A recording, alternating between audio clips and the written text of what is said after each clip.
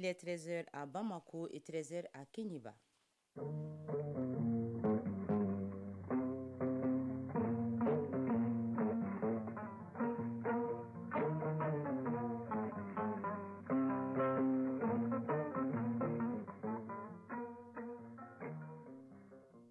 Le journal Tenemba Monikata. Bienvenue à la deuxième édition de Mali Actualité. Mali-Iran vers la mise en place d'une relation de partenariat avantageux. Une délégation conduite par les ministres iraniens des Affaires étrangères a échangé avec les secteurs privés maliens dans ce sens. Le dossier de cette édition nous replonge dans les souvenirs avec une fenêtre sur l'album photo. Le vieux support d'archives photo connaît une seconde vie grâce à la technologie numérique. Mais pendant que des vendeurs d'albums se frottent les mains, les photographes professionnels vivent des périodes de vaches maigres. Les énergies renouvelables comme alternative de lutte contre les changements climatiques, c'est dans la chronique environnement avec Agibou Koulibaly en fin d'édition. Et puis sport, football, CHAN et junior, les sélectionneurs ont rendu publiques les listes ce matin. La page sport sera animée par Aridjou Matina. Mesdames, Messieurs, bienvenue. Une forte délégation iranienne séjourne au Mali. Le ministre iranien des Affaires étrangères s'est fait accompagner par une trentaine d'opérateurs économiques de son pays. Ils ont rencontré les représentants du secteur privé malien. Une mise en relation qui pourra aboutir à des relations concrètes de partenariat, nous dit Salima Tandao. Le secteur privé est maillon essentiel du développement économique de tout pays. En marge des travaux de la commission mixte de coopération Mali-Iran, les conditions ont été créées pour mettre en relation les entrepreneurs maliens et iraniens. Une trentaine d'opérateurs iraniens ont effectué le déplacement. Dr Hossein Amir Abdollahian, ministre des Affaires étrangères de la République islamique d'Iran. Ils se sont donné beaucoup de peine pour arriver ici. J'espère que le fruit de notre voyage et notre visite, ça sera dans le sens de l'intérêt des deux pays. L'Iran a les moyens et le Mali les avantages naturels. Un beau partenariat est possible, c'est la conviction du président de la Chambre de commerce et d'industrie du Mali. C'est la même vision. Ils sont prêts à investir dans beaucoup de secteurs. Ils sont disposés vraiment aujourd'hui à voir dans quelle mesure on peut rehausser cette relation économique et commerciale entre l'Iran et le Mali. Abdoulaye Diop, ministre des Affaires étrangères et de la coopération internationale. C'est le lieu d'exhorter les opérateurs économiques du Mali et aussi des opérateurs économiques iraniens à nouer un partenariat gagnant-gagnant, tout en mettant en place des mécanismes efficaces pour exploiter à hauteur de souhait les ressources disponibles dans les domaines prioritaires identifiés par nos deux pays. Et nos gouvernements doivent créer tous les cadres incitatifs juridiques, légaux et financiers pour pouvoir les accompagner à réaliser leurs rêves au bénéfice de nos deux peuples. Les Iraniens sont invités à prendre part massivement à la foire exposition de Bamako-FEBAC qui aura lieu en décembre prochain. Les risques et les modes d'alerte traditionnels. Le sujet est au centre d'un atelier. Il est organisé par la Direction générale de la protection civile dans le but d'informer et de sensibiliser les communautés sur les risques et catastrophes liés aux effets du changement climatique. Les travaux qui vont durer 2 jours s'inscrivent dans le cadre du projet Hydromet Mali. Anchata Koulibaly. Nous sommes en période d'hivernage. Les catastrophes et les risques naturels sont enregistrés presque à tous les niveaux. Et c'est bien dans ce contexte que se tiennent ces travaux de 2 jours. Les activités sont organisées par la Direction générale de la protection civile avec le concours de ses partenaires. Lieutenant-colonel Sina Liberté, sous-directeur des études et de la prévention à la Direction générale de la protection civile. L'atelier est basé sur les modes d'alerte traditionnels. C'est pour mettre en valeur nos connaissances empiriques sur la tradition et comment est-ce que vraiment les alertes se font dans le milieu traditionnel, le mettre avec nos modes modernes et voir ce que ça peut donner. À l'issue de cet atelier, d'avoir un document bien fourni sur les 2 modes d'alerte jumelés. L'atelier s'inscrit dans le cadre du projet Hydromet Mali, un projet initié par le gouvernement du Mali et financé par la Banque mondiale. Téné Dadi Diakité, représentante du projet Hydromet Mali. Nous sommes là pour appuyer les services qui agissent dans le sens de l'hydrométéorologie et tout ce qui est hydraulique pour réduire tout ce qui est catastrophe climatique, pour faire face aux effets néfastes du changement climatique au Mali.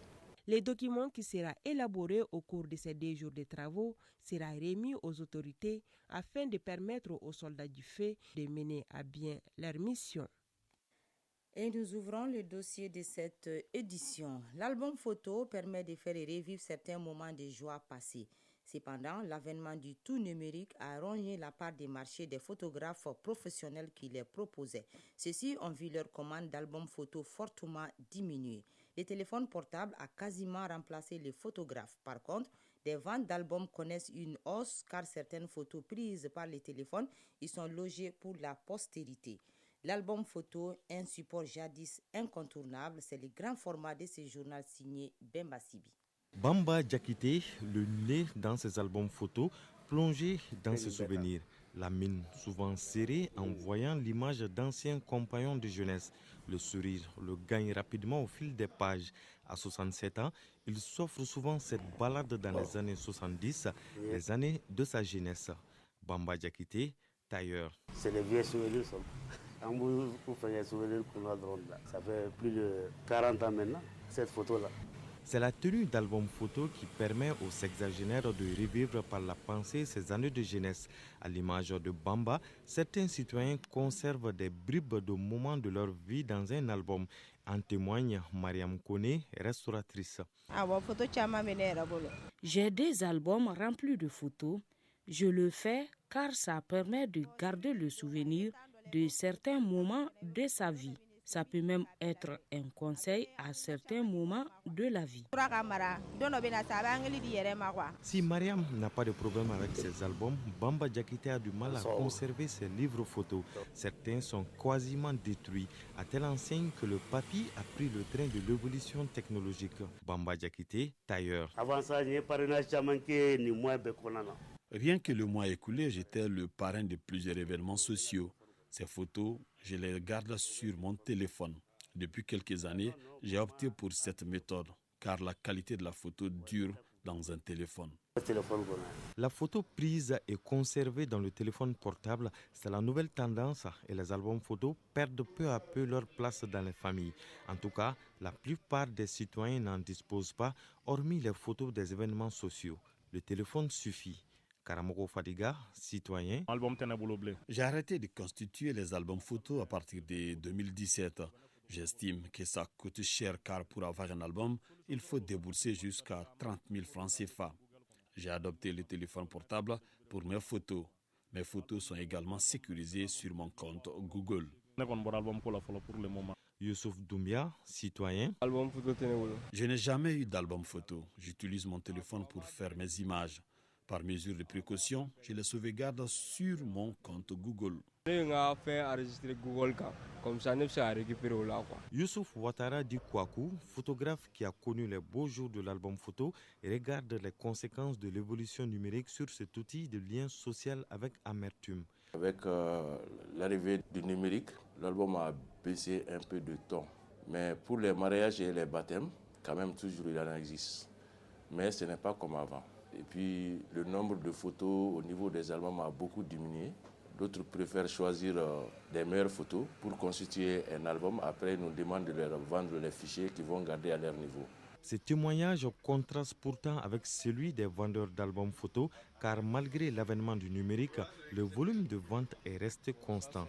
Sekou Nomoko, vendeur d'albums photos. Les albums se sont adaptés avec l'évolution de la photographie.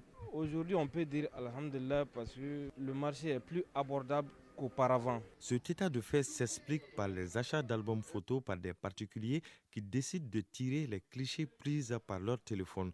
Comme quoi, même avec le numérique, l'album photo résiste, s'adapte et continue à garder les moments de joie de ses propriétaires.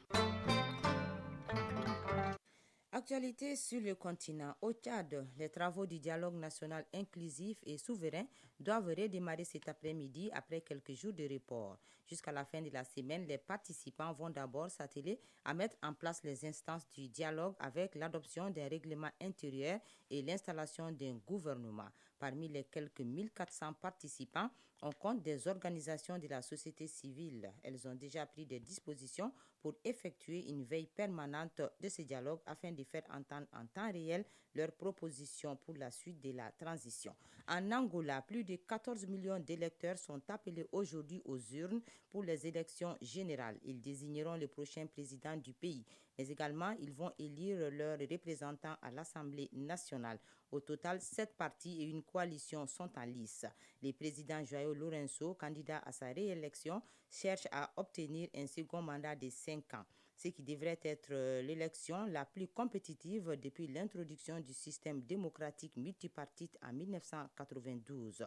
Le président de la Commission nationale électorale, Manuel Pereira da Silva, a exhorté hier les Angolais à se rendre massivement dans les bureaux de vote et à s'abstenir de tout comportement susceptible de troubler l'ordre public.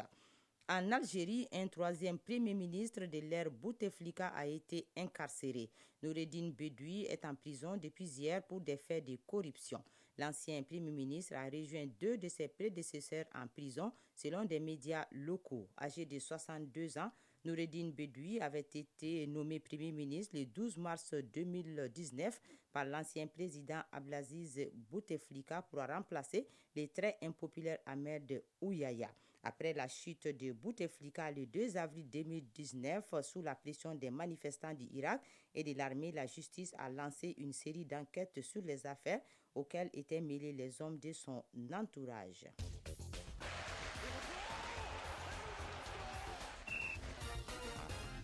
La page sport, c'est avec vous, Aridou Matina. Bienvenue.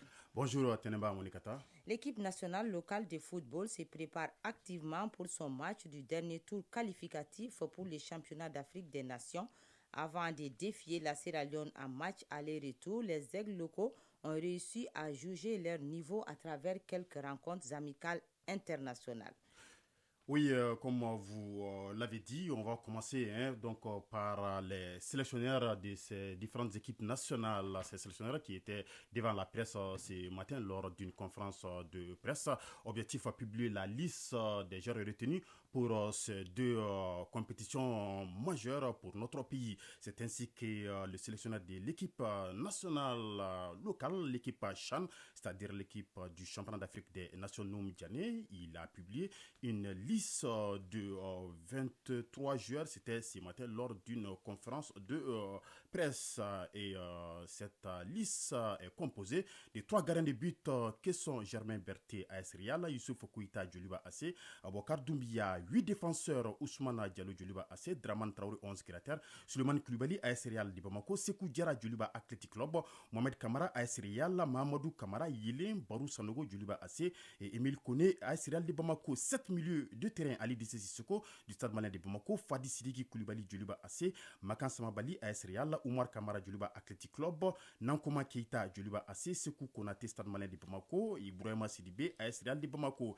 Et 5 attaquants qui sont Moussa Diallo, El Siba, Djibril Koulibaly, Djoliba Athletic Club, Ousmane Kamiseko, AS Real, Amidou Sinégo, Djoliba AC et Mokhtar Tissé, Union Sportive de Bougouni. Le match aller contre la Sierra Leone est prévu dans quelques jours. Une rencontre prévue au Libéria. Et le retour est prévu une semaine plus tard à Bamako. Le sélectionneur de l'équipe nationale junior Demba Mamadou Traoré, lui aussi était face à la presse pour communiquer la liste des joueurs retenus pour le tournoi zonal de qualification prévu en Mauritanie du 28 août au 10 septembre prochain. Le sélectionneur a fait appel à 26 joueurs. Voici les noms. Madou Diakité, il est gardien de but. Salifou Ouattara, gardien de but Isfas. Bédion Koulibaly, gardien de but Assom. Défenseur Amadou Kone, Yélin Olympique. Adam Kone, Africa Foot. Malik Aziz Berté, JMG. Lassine Keita, Étoile du Mandé. Abouakar Dem, Stade Malien de Bamako. Amadou Soumaré, Djoliba Athletic Club. Abdul Karim Traoré, Derby Academy, Issa Diakité, 11 créateurs, Daba Diakité, AS Police, Chekoumar Keita, AS Real de Bamako, Abdraman Koulibaly, Djoliba Athletic Club, Tidjani Diagnogo, Étoile du Mandé, Dibi et Keita, il est expatrié. Il joue en Grèce à l'Olympiakos, le Pirée, Yuba à Koita, ATS, Sekou Sanogo, Africa Foot, Abdul Salam Dambélé, Stade Malien de Bamako, Meri Traoré, FC Diara, Oumara Makadji, ASCO, Moussa Kone, USA Bougouba, le meilleur buteur du championnat dernier. Il a marqué 18 buts lors du championnat dernier, le championnat de première division. Amadi Kamara, FC Diara et Mamoutou Koulibaly, ASBA. Voilà donc les joueurs retenus également par Demba Mamadou Traoré. Ces tournois commencent le lundi et le Mali qui joue ces mêmes jours le lundi prochain et ça sera contre la Sierra Leone. Voilà donc c'était ces deux activités déroulées ce matin au niveau de la Fédération malienne de football.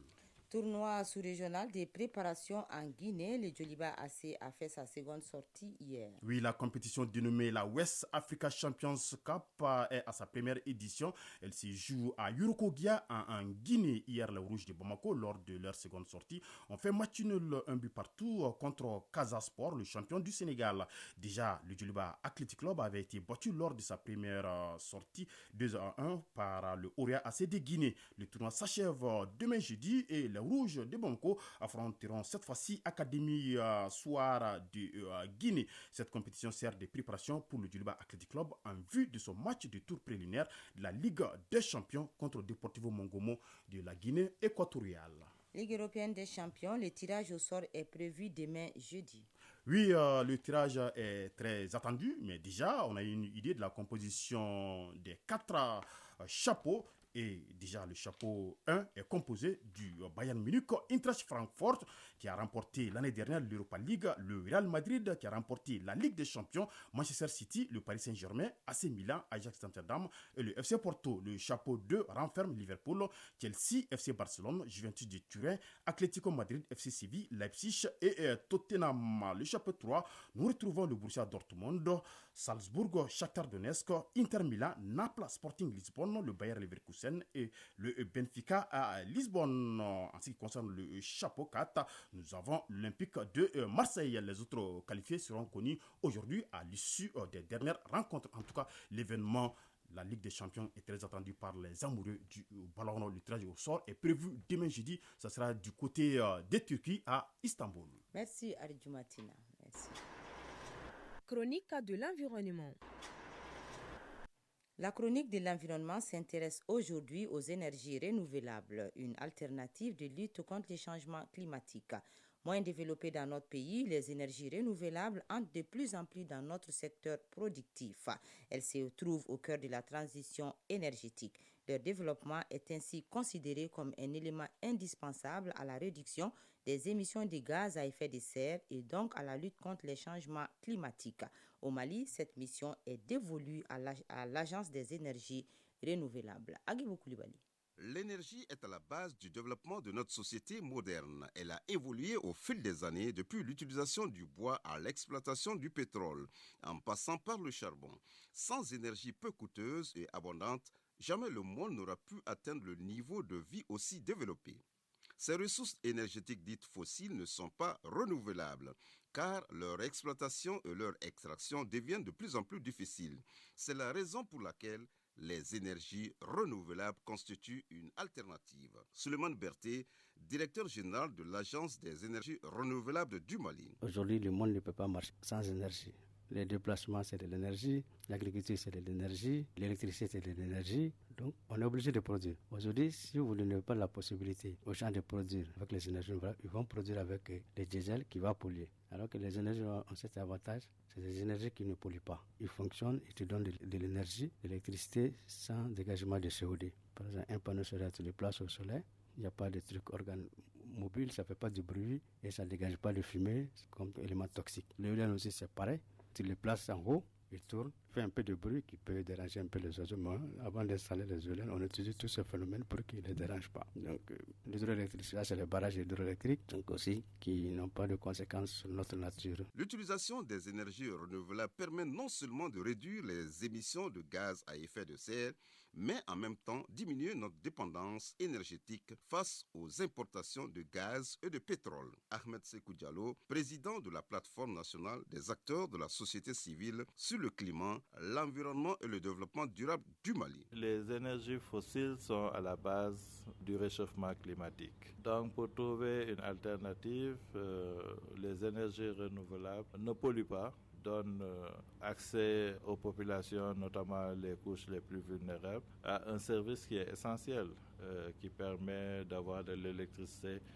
Ça joue sur l'éducation des enfants, ça joue sur la production, parce que les entreprises qui utilisent des énergies font plus de profit. Ça joue sur les secteurs de la vie, quoi. Donc c'est quelque chose d'essentiel. Le CESAO-AI, Centre d'études et d'expérimentation économique et sociale pour l'Afrique de l'Ouest, association internationale, est une ONG qui œuvre dans le domaine des énergies renouvelables.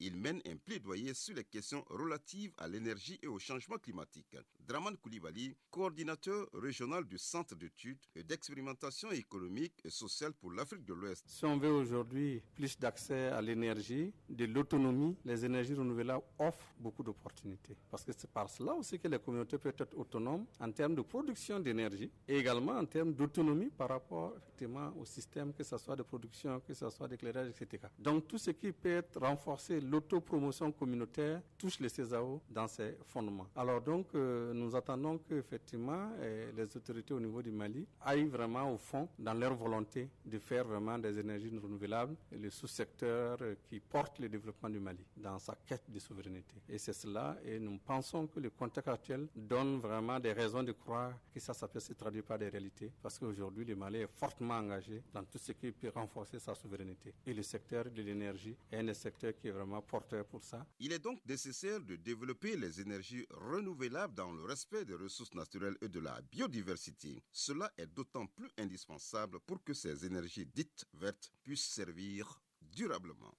Merci Agibou Koulibaly, et c'est ce qui met fin à cette édition. Une présentation de Tenemba Monikata, mise en onde assurée par Bintou Koulibaly, et réalisation d'Ose Baba Diara et Maïmouna Guindo, mise en ligne par Sékou Traoré, coordination Ousmane Dao. Merci à vous de nous avoir suivis.